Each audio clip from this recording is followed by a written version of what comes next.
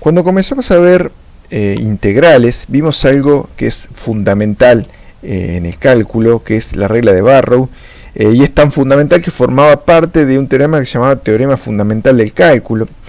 Esa regla de Barrow o teorema de evaluación nos decía que si nosotros disponíamos de una antiderivada de la función que queríamos integrar, entonces el problema estaba resuelto, ¿no es cierto? O sea, nosotros queríamos resolver la integral entre a y b de f minúscula, diferencial x, entonces si yo conozco una antiderivada de esta f minúscula, que es esta f mayúscula que está acá, lo que teníamos que hacer, ni más ni menos, era hacer una resta entre la antiderivada evaluada en el final, digamos, del extremo final de integración, menos la antiderivada evaluada en el extremo inicial de la integración, y listo, el problema estaba resuelto.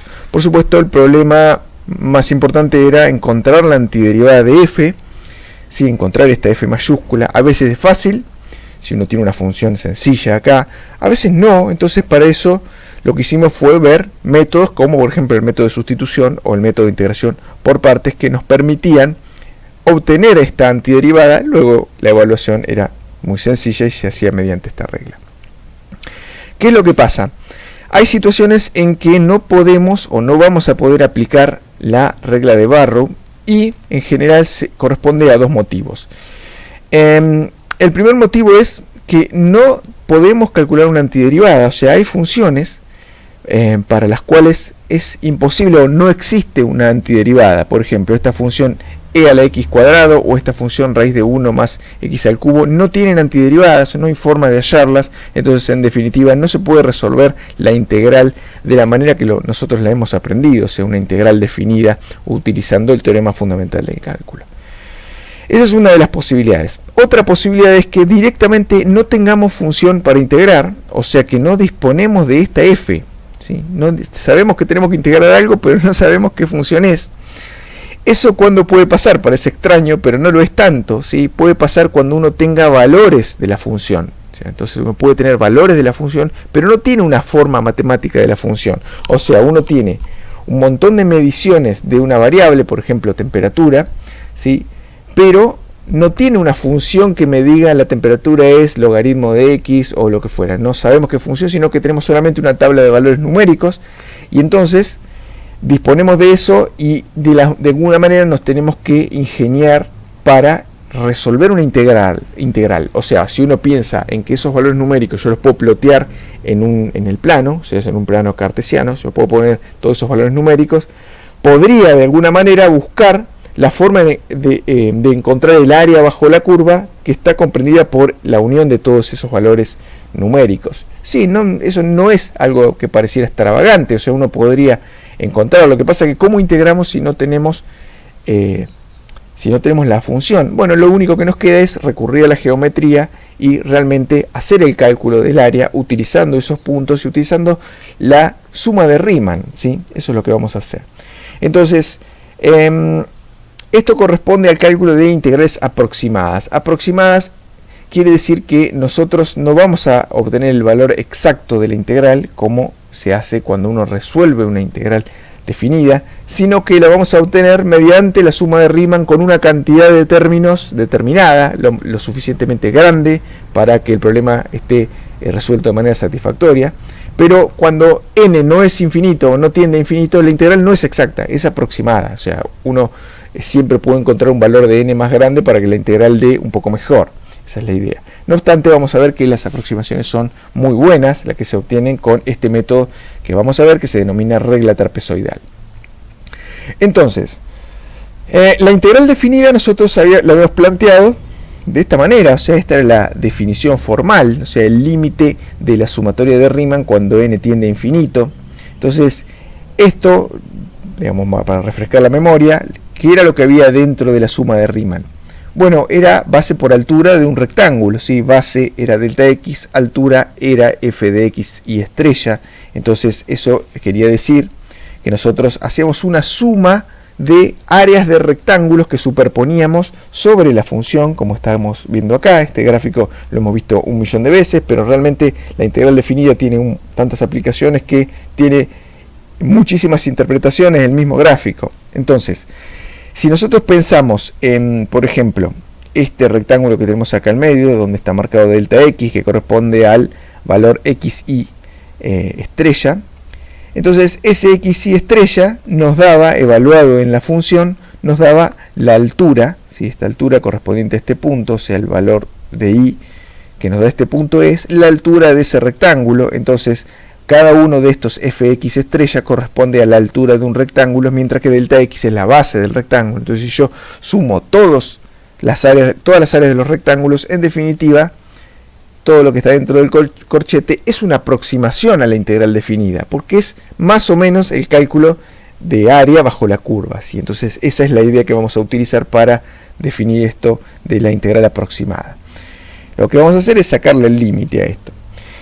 Pero veamos una cosita más. O sea, recordemos que nosotros decíamos que, ¿qué pasa? Esta delta x tiende a 0 cuando n tiende a infinito, ¿sí? Si nosotros ponemos cada vez más rectángulos, esto quiere decir que n tiende a infinito, entonces el delta x tiene que ir siendo cada vez más chico. O sea, el ancho de cada rectángulo tiene que ser cada vez más chico. En definitiva, cuando n tendía a infinito, el ancho del rectángulo tendía a 0 y por lo tanto el cálculo era exacto.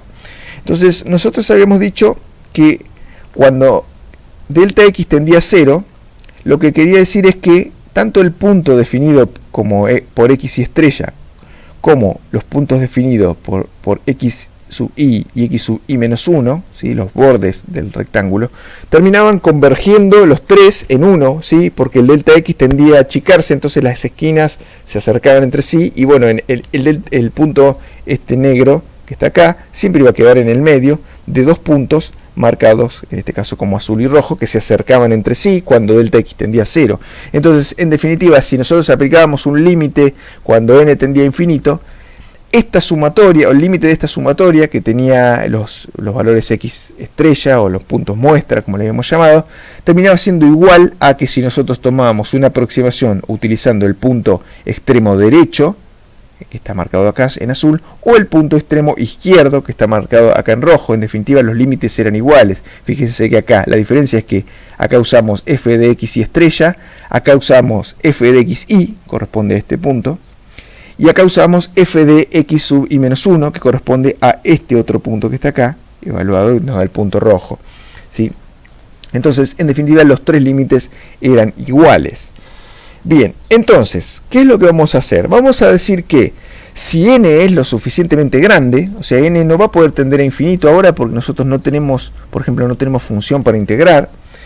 Entonces, si n es lo suficientemente grande, lo que vamos a hacer es decir que, bueno, esta aproximación es casi igual a esto y es casi igual a esto y por lo tanto es casi igual a la integral, ¿sí? Entonces, vamos a decir, ¿qué implica que n sea lo suficientemente grande? Depende del problema, ¿sí? Para algunos casos, con 10 valores de n, o sea, n igual 10, alcanza. Para otros casos que se requiere más precisión, necesitaremos n igual 1000, n igual 10.000, no importa. Hoy en día la computadora puede hacer cualquier cálculo de ese estilo, o n igual a 1.000.000, no importa, uno puede obtenerlo y resolverlo fácilmente. No era como antes que, bueno, sí o sí uno tenía que hacer a mano esa cuenta, lo cual era tremendo, o sea, hacer una sumatoria de 1000 términos, por ejemplo. Entonces, lo que vamos a proponer es que si n es lo suficientemente grande, podemos sacar el límite, y tenemos este signo aproximadamente igual, y este cálculo, tanto este como este otro, van a ser una buena aproximación de la integral, ¿sí? Como dijimos, si n es lo suficientemente grande. Entonces vean que esta sumatoria corresponde a la sumatoria que tenemos acá en azul y le hemos sacado el límite con n tendiendo a infinito. Hemos fijado el n en un número grande. Y esta otra que está acá es exactamente esta sumatoria que tenemos acá, donde hemos sacado también el límite y lo mismo, hemos fijado el n grande. Entonces, esto es aproximadamente igual a la integral, esto también. Este número da distinto a este número, por muy poquito, ¿sí? Esa es la idea. Entonces el resultado que uno obtiene corresponde a un valor numérico, ¿sí? Un resultado numérico de la integral, que fíjense que si nosotros disponemos de valores, por ejemplo, de una medición de temperatura, esos valores son estos que está acá, f en xy o f en xy menos 1, el que uno elija. Entonces esos valores, yo hago una sumatoria de los n valores que calculé, si los calculé a digamos a intervalos de tiempo constantes que corresponden a este delta x. Este x, en el caso del ejemplo que estoy dando, sería la variable tiempo. Entonces uno puede ser, lo que termina haciendo es calculando áreas de rectángulos y sumándolas para obtener una aproximación a la integral. Entonces esta que está acá vamos a llamarle R sub n, aproximación de punto extremo derecho, ¿sí? Punto extremo derecho, recuerden que xy, digamos, es el punto de la derecha, correspondería al punto azul en la diapositiva anterior, y esta otra es L sub n, aproximación de punto extremo izquierdo. Y en definitiva, lo que calculamos es lo siguiente: o sea, si nosotros tenemos la curva de la función, cuando hacemos aproximación de punto extremo izquierdo, quiere decir que las alturas de los rectángulos las tomamos con el punto extremo o superior izquierdo del rectángulo. Entonces el área que nosotros calculamos es el área de estos rectángulos en celeste. Y en el caso de aproximación por punto extremo derecho, lo que tomamos es que la altura de los rectángulos es el punto superior derecho de cada uno de los rectángulos. Vean que, claro, nosotros acá con 4 rectángulos pareciera que la aproximación es bastante fea, aunque esta parte que falta, por ahí la compensa esta otra, ¿sí? De todas maneras la aproximación no parece ser muy buena. No obstante, si uno pone un montón de rectángulos, muchos, entonces la aproximación pasa a ser mucho mejor, como lo hemos discutido en la primera clase de integral definida. Ahora bien, yo tengo estas dos aproximaciones, que bueno, uno más o menos puede pensar que es válido, ¿sí? Entonces si uno utiliza un n suficientemente grande, ambas aproximaciones dan algo bastante bueno en términos de aproximar la integral definida. Pero sería mejor tener una cosa así, es decir, que nosotros lo que calculemos sería áreas de estos trapezoides, ¿sí? Entonces acá no tenemos rectángulos, sino que tenemos trapezoides, ¿sí? O sea, tenemos acá tenemos ángulos de 90 grados, pero acá tenemos una parte triangular. Entonces esto es fácil de calcular también, si uno lo piensa. O sea, uno podría cortar, o sea, son todas figuras de lados rectos en definitiva. Entonces las áreas de todos estos trapezoides celestitos uno podría calcularlo, y claramente esto va a ser una mejor aproximación que cualquiera de estas dos. Entonces resulta que aproximar de esta manera es hacer un promedio de estas dos aproximaciones. Entonces si uno dice el promedio de aproximación por extremo izquierdo y por extremo derecho, nos da una aproximación de esta forma, lo cual es mucho mejor. Entonces siempre va a convenir usar una cosa así, aproximar ambas sumatorias, que usar alguna de estas dos, y eso es lo que se denomina regla trapezoidal, ¿sí? La regla trapezoidal es algo fundamental en la ingeniería hoy en día, ¿sí? Hoy en día, dado el avance de la computación, ¿sí? se pueden resolver muchísimas cosas de manera numérica, que antes por ahí, o por ahí por los matemáticos puristas, lo ven como algo a lo bruto, digamos, resolver cosas de manera numérica, hacer muchísimas cuentas, cuando uno por ahí a veces podría resolver algo mucho más elegante, que es resolver una integral por definición, digamos, por definición no, de manera exacta, ¿sí? Utilizando la integral en sí misma, ¿sí? Pero resulta que esto es muy útil en métodos numéricos, por ejemplo en el método de elementos finitos, que es algo muy utilizado hoy en ingeniería estructural o en mecánica de fluidos, en propagación acústica, en cualquier cosa que cualquier problema que uno se le pueda ocurrir, ese método lo puede resolver, y este tipo de cosas numéricas, ¿sí? Aproximadas, son muy útiles. Entonces lo que terminamos diciendo en definitiva, que nuestra integral definida de esta función f de x será, bueno, este promedio, acá tenemos en un medio, de las aproximaciones por punto extremo derecho y por punto extremo izquierdo, y que corresponde a la regla trapezoidal. Entonces esta fórmula que está acá es un poco engorrosa y vamos a acomodarla un poquito mejor, ¿sí? Nosotros tenemos la fórmula que obtuvimos. Esta es la aproximación por punto extremo izquierdo, esta es por punto extremo derecho. Acá tenemos la misma sumatoria, ¿sí? Entonces nosotros podremos comprimir eso en una sola sumatoria. Entonces vamos a reacomodar algebraicamente esa expresión para obtener una más sencilla o más agradable, más práctica para utilizar. Entonces lo primero que podemos hacer, como dijimos, es agrupar todo en una sumatoria, y este delta x, que es constante con respecto a la sumatoria porque no depende de y, ¿sí? Delta x es el ancho de los rectángulos, entonces uno puede sacarlo afuera de este corchete y ponerlo aquí afuera, entonces que era delta x sobre 2, y todo lo demás lo agrupamos en una sumatoria, ¿sí? Acá está f de xy menos 1 y f de xy, entonces esos están sumados, entonces lo agrupamos en una sola sumatoria, no hicimos nada fuera de lo convencional. Y ahora lo que vamos a hacer es desarrollar esta sumatoria que está acá, entonces el delta x sobre 2 queda igual y vamos a desarrollar, vamos a deshacernos del signo de sumatoria y reacomodar qué es lo que pasa dentro de este corchete. Entonces, como y va desde 1 hasta n, arrancamos con y igual 1, entonces cuando y igual 1, ¿qué es lo que pasa? Esto es 1 menos 1, esto es f de x0, y eso es lo que tenemos acá.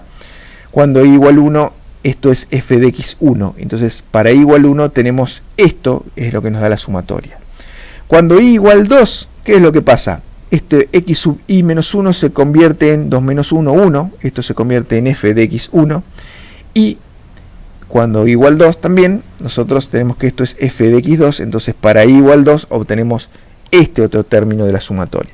Y así sucesivamente uno puede hacerlo para y igual 3, y igual 4, y igual 5, etcétera, hasta llegar al final que es y igual n, ¿sí? Entonces igual n, si igual n, acá tendremos n menos 1, y acá tenemos n, entonces por eso nos queda este otro resultado. Entonces vean lo que sucede acá. Nosotros tenemos que de cada uno de los términos, eso si uno desarrolla más términos también lo puede comprobar. De cada uno de los términos, por ejemplo, igual 1 e igual 2, los valores adyacentes en la suma son el mismo. O sea, acá tenemos el último valor de igual 1 es f de x1 y el primer valor de igual 2 es f de x1 también. Entonces yo estos dos términos los podría, esto no, es una suma común y corriente, entonces estos dos términos que están acá yo los podría agrupar y decir que esto es 2f de x1, ¿sí? Entonces acá me quedaría f de x0, acá más 2f de x1, pero ¿qué pasa? Acá tenemos f de x2 y el primer término de lo que corresponde a igual 3 también será f de x2 y así sucesivamente. Entonces yo acá podría tener 2f de x2, 2f de x3, 2f de x4 hasta 2f de xn-1 y el final queda solito, ¿sí? Este último queda solo. Entonces todos los términos intermedios tienen un 2 y fíjense que acá arranca en x0, x1, x2, x3, x4, x5, x6, etcétera, hasta xn, ¿sí? Los intermedios tienen un 2 y los extremos no tienen, ¿sí? F de x0, perdón, f de x0 quedó solito acá y f de xn quedó solo. Entonces esta fórmula es más sencilla para hacer la aproximación, ¿no es cierto? Esto f de x0 son los valores de la función, o sea, por ejemplo, en el caso del ejemplo que uno mide temperaturas, f de x0 es el primer valor de temperatura que uno mide, f de x1 será el segundo valor que uno mide y así sucesivamente. Entonces esto termina siendo una cuenta que es numérica, si uno hace la cuenta la hace con la calculadora o con una computadora.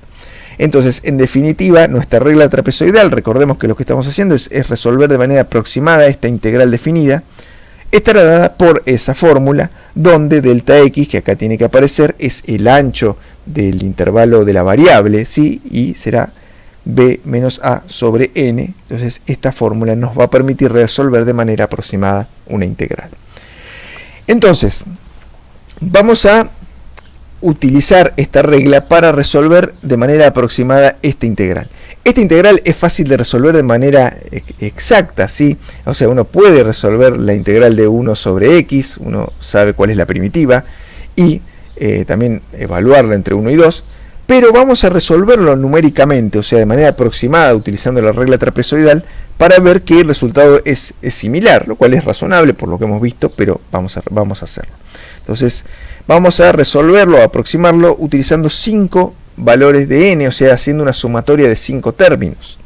Entonces, a igual 1 y b igual 2, o sea, nosotros lo que tenemos que buscar es, bueno, todo lo que necesitemos para resolver esta cuenta que tenemos acá. Esto es una cuenta, entonces para calcular delta x nosotros necesitamos a y b, ¿sí? A y b son los extremos de integración en este caso, entonces b menos a, n igual 5, ¿sí? Entonces delta x ya la podemos calcular de una manera sencilla, y Si dividimos entre 5 lugares, o sea, entre 5 rectángulos, la división, que va a ser entre 1 y 2, por supuesto, será 1, 1,2, 1,4, 1,6, 1,8 y 2. ¿Sí? Entonces, esos son nuestros valores. Nuestro delta X es 0,2, haciendo esta cuenta. Y entonces, lo que vamos a hacer es, bueno, plantear la fórmula de la regla trapezoidal. Entonces, lo que tenemos es 0,2 sobre 2, es nuestro delta X sobre 2. F de 1, ¿sí? Porque 1 es el primer valor de X que nosotros tenemos en la subdivisión. Luego 2 por F de 1,2, 2 por F de 1,4, 2 por F de 1,6, 2 por F de 1,8 y finalmente F de 2, que es el final. Entonces vean que el final y el inicial, o sea, lo que corresponde a los valores, los sumandos que corresponden a los valores extremos del intervalo, quedan solitos, mientras que los otros tienen un 2. Es una fórmula, digamos, es solamente aplicar una fórmula que nos permite resolver la integral de manera aproximada. Entonces, f, ¿cuál es? F en este caso nosotros la tenemos a la función, es 1 sobre x, entonces directamente lo que hacemos es, bueno, resolver, es decir, f en 1, ¿qué es? Es 1 sobre 1. F en 1,2 es 1 sobre 1,2 multiplicado por 2 y así sucesivamente. Entonces, en definitiva, termina siendo una suma de fracciones multiplicada por 0,1 y ese es nuestro resultado. ¿Sí? El resultado exacto nosotros lo conocemos, es el resultado de resolver la integral definida, es logaritmo natural de 2 y es este valor aproximado 0.69314718, o sea que fíjense que los dos primeros dígitos decimales nosotros los pudimos obtener dividiendo solamente en 5 términos, o sea, solamente con una cuenta muy sencilla uno pudo obtener un valor aproximado para la integral que para la mayoría de las aproximaciones prácticas, de las aplicaciones prácticas, quiero decir, es una buena aproximación tener los dos primeros decimales de manera correcta.